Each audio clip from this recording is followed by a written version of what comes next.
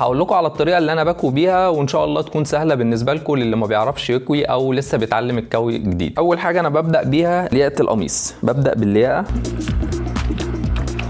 بعد كده ببدا بالكم وبظبط الكم من عند الخياطه من تحت، بظبط على الخياطه اللي من تحت، بفرد الكم كويس وبظبط لحد الكتف عشان يبقى الخط ماشي مع بعضه.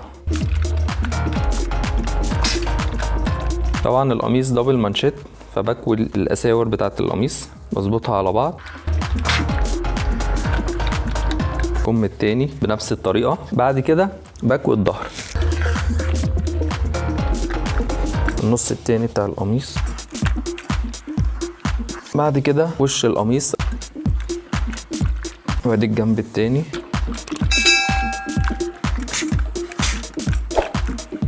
وبعد ما بنخلص القميص بيتعلق على الشماعه بالشكل ده، ما بيتطبقش زي ما انتوا شايفين.